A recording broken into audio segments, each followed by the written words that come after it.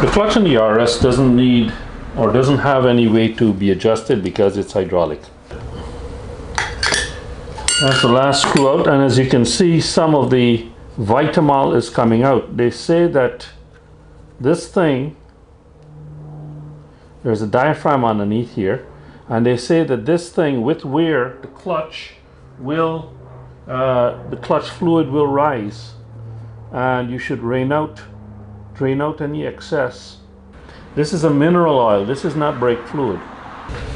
I'm going to clean this up and put it back. Just a little bit came out, so I'm figuring that it's probably still okay.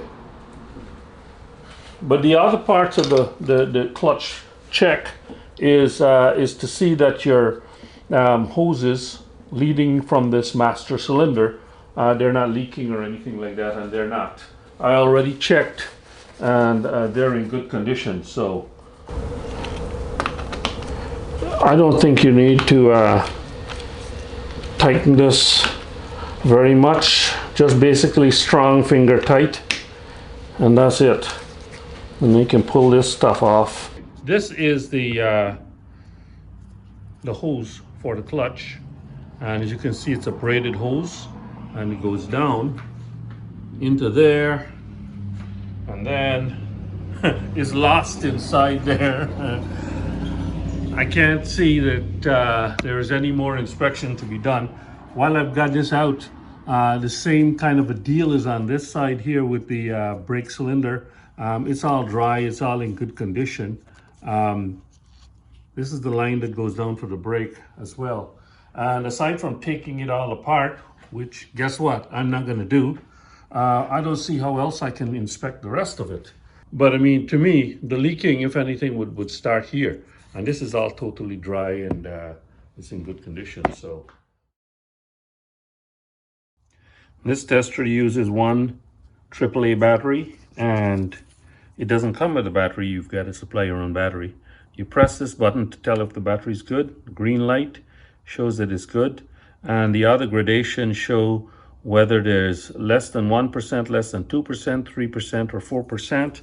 And the instructions show say that you want to be green to yellow, I guess, less than 1% of water contained in the brake fluid, green, yellow, yellow, approximately 2%, green, yellow, yellow, red, 3%, and green, yellow, yellow, red, red, at least 4%. You don't want 4%, it looks extreme danger. Now the brake side is much easier because it's level in both directions. It's level fore to aft as well as side to side when you twist the handlebars a bit. I'm going to go ahead and take that off and prep the job. So let's take this off gently, very gently. Take the diaphragm out. Now, you probably can't see it so well from that angle, but take it from me. There's a little sight glass there, and the fluid is right up to the top of the sight glass, so that's good. So now this has got two probes which we stick into the fluid. First we test it, make sure that the battery is good. You stick it in there for 1 second. So 1 second you pull it back out, and that's when you should have your reading. Click it on. That's saying 3%. So I've got 3% water. It doesn't say to replace it right now, but it suggests, according to this reading here, that I've got 3% water. Let us go and test some fresh brake fluid. Okay, as you can see, I've got a cap full of fresh brake fluid. Let's turn this thing on and let's dip it. Look at that. 1%. So, according to my tester here, I need to change my brake fluid. I'm going to concentrate on touching the probes in, and there we go. This one seems to be consistently giving me, there it is, confirmed 3%. as well. So what I'm gonna do, I'm gonna go button this all up, finish my 12,000 mile service inspection checks of everything else, and then I'll separately do my brake job. Now I'll continue my inspection. Here we can see the front, right front brake line. Here we can see the left front brake line. And they go up to there. And then from there, they go back up into the, I guess the ABS module underneath the seat. This is the rear. I had this off the other day, the caliper off, and the rear is in pretty good condition as well. Brake lines are good.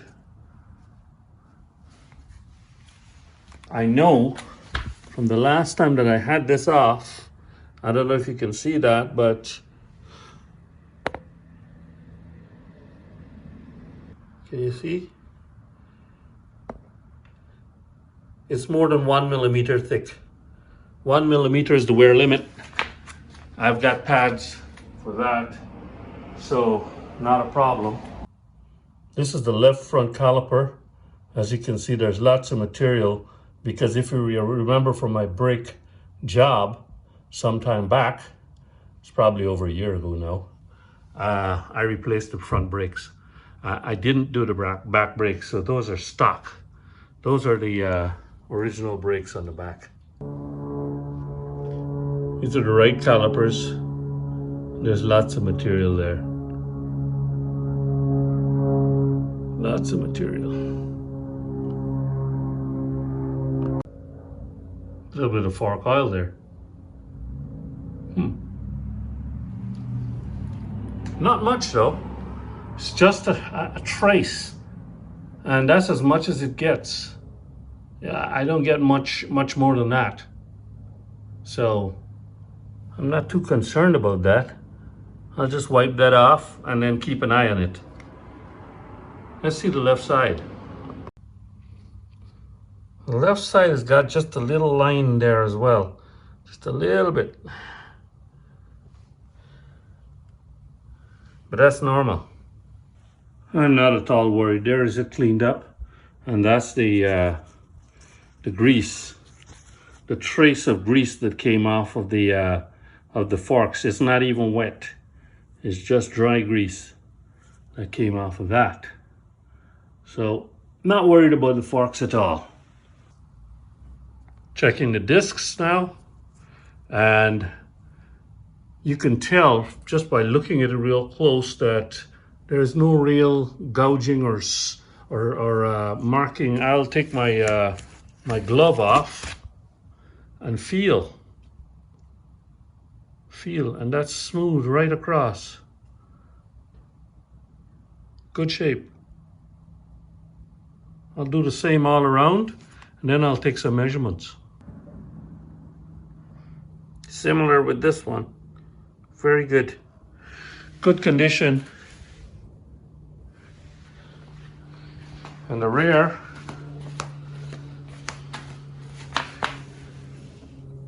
is even better. Now I'm going to measure the thickness of the discs. Only problem is I've got my spec in millimeters and my caliper and micrometer are in inches. So I'll have to do some conversions.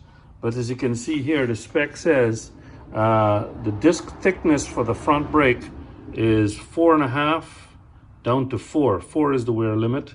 And for the rear brakes, it's 5 down to 4.5.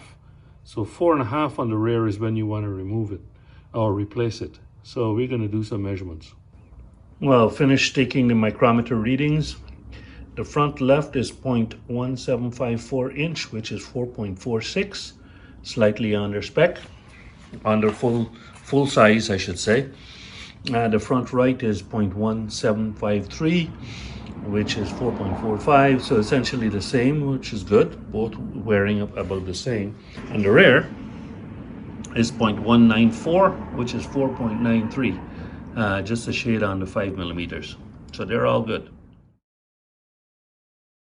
Next, we're going to check the steering head bearing. So that's right in that area there, right there.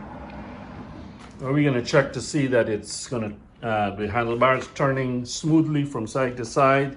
There's no fore to aft play, and it's not too tight. And to do that, the first thing we've got to do is loosen the steering damper, which is that screw there. So we've got to disconnect that so that it doesn't get any additional resistance. Now with the steering dampener loosened, the first thing you want to do is gently rotate the handlebar from side to side, feeling for any notchiness.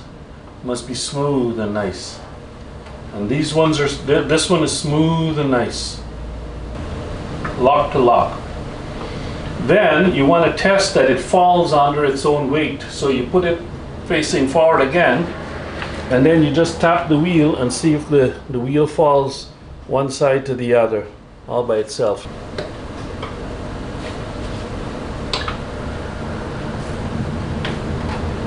Actually, it's not falling because the cables are holding it back, but it's very smooth.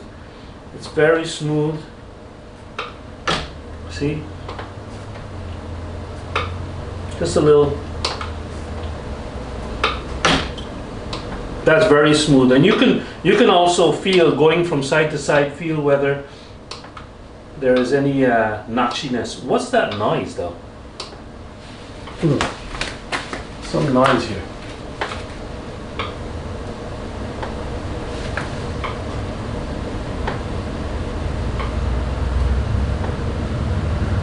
Oh, I see what it is.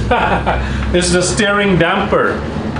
So I only let go one of the bolts, the far end bolt that I showed you, and it is making a little clicking noise. But that's all right. Then the next thing to do is to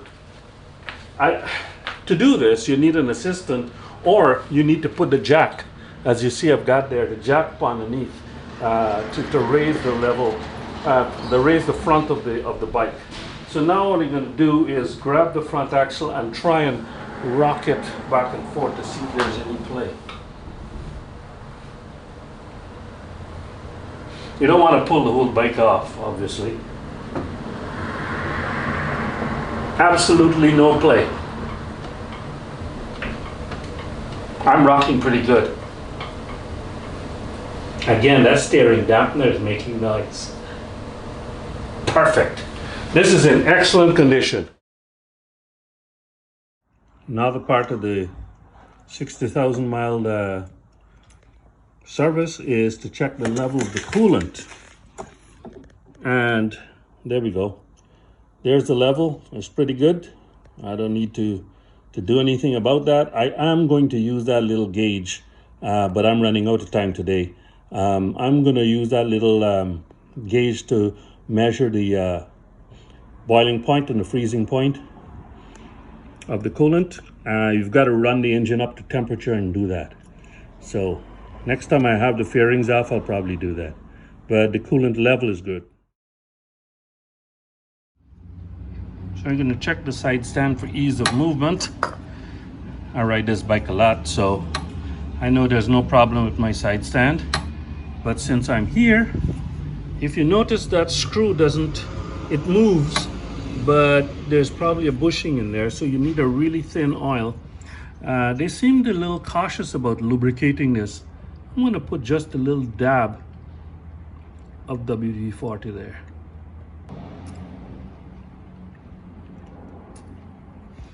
Let it soak in. Got my rag. Get the excess. You don't want a heavy oil because then it'll start to collect dirt. Work it in a bit.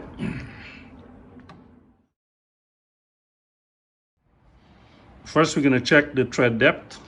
I've got this cool tread depth gauge that I got from Dunlop at the last rally. And so we're going to check the tread depth. I think this front tire, there's a wear mark right here. Can you see it? Right there. It's not down to the wear mark yet. Let's check the depth of it. Almost 230 seconds. 330 seconds. I think it's 2 is the limit. So we got a little bit more tread there. We got a lot more at the back. Where is the wear indicator? I'll just check it here.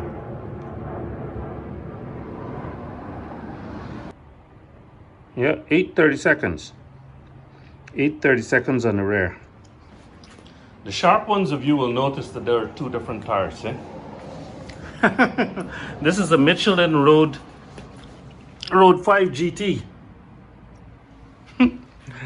I had needed to replace my tire, and I'm not going to just change a perfectly good tire just to have matching set. So you've got a little bit of an oddity here. This one's a Dunlop Road Smart 3.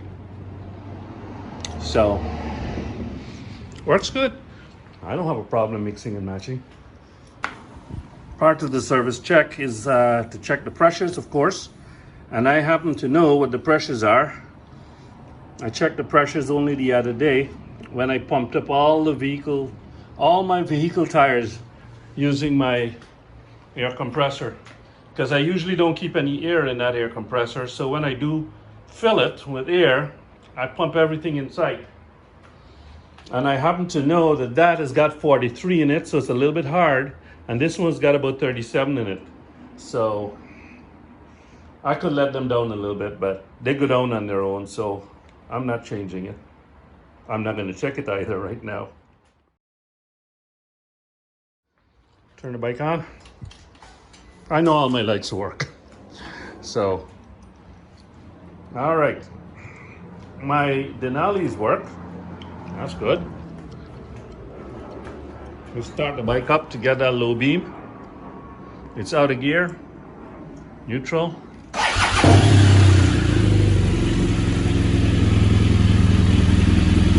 Here's a good old yellow low beam.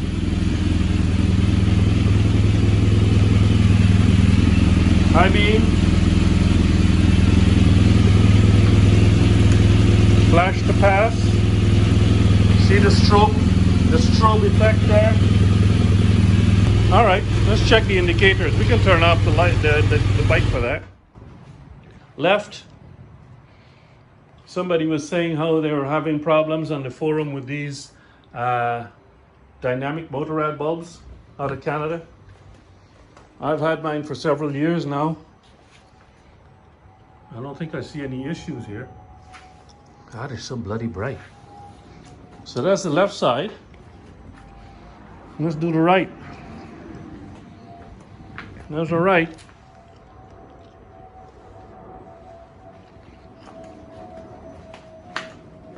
They were saying how some LEDs were out. I don't know. Let me check the left side again. No. Now the left rear.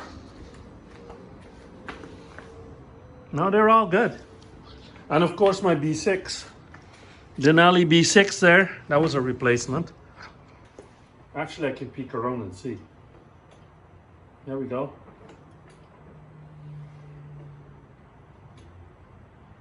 Yeah, that works.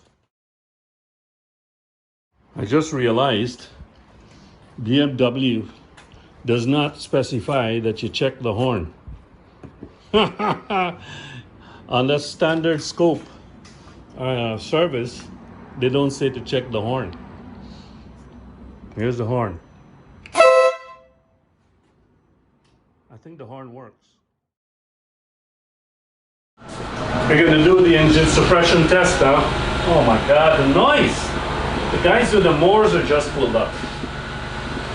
Anyway, right now the kickstand is down. Let's turn it on. Okay. Bike started. Put it in gear. So that works. Okay. Next test for the engine suppression is, I think you've got to put the kickstand up.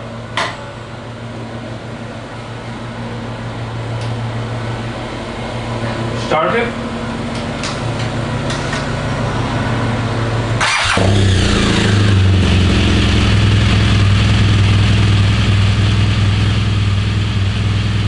Everything here. Put the kickstand down. Cuts out. Then the last check is with the bike in gear and it off, you shouldn't be able to start it. So it's off, it's in first gear, kickstand down and the clutch is not engaged. Turn it on, bike is on, press the starter button, nothing. Clutch in, nothing. Kickstand up, start.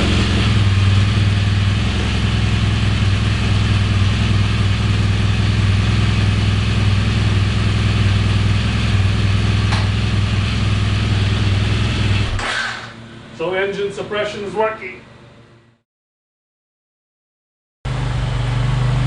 Now the last test that is on that standard scope is to test the condition of the battery. Can you see that? 12.49. Yeah, I'll put it on the charger, get it up a little bit. That completes the 60,000 mile standard scope service. I'm going to put the cover back on that battery and call it finished. Except I've got to do my brakes. So it appears as though I've got water in my brakes. It's up to 3%, 3% water, and that's a replacement number. So I'm going to have to go and do that. I can't do it today because I've got to go to an appointment. But as long as I don't ride the bike and apply brakes heavily all the time and get it fading, you know, it's not a problem. I can still ride it for the small commutes that I do. So I'll probably get that changed this weekend. I probably won't be filming that though, because I've already got a video about bleeding brakes and also fitting the speed bleeders that I did for this bike. So that's about it. Everything else checked out really well. Front tire is got 130 seconds left, and it's going to be replaced fairly soon, I guess, early next year maybe. Everything else is good. 60,000 miles. You saw the final drive service in the first part of this video series. That was done. That was great. And engine oil and filter, of course. I had it on a nice run yesterday, and 110 miles or so, and man, it really is in nice running order. Had a good time. Saw some colors changing here in Houston area, as much as they're going to change. Maybe I'll go out again this weekend after I bleed the brakes and get a motor vlog on the go. But that's it for this 60,000 mile service. It's all done. Hope you found this video useful. If you did, give me a like, subscribe, and hit the notification bell, and also share the video. Leave a comment. Constructive comment is always appreciated. Let me know your thoughts, any concerns.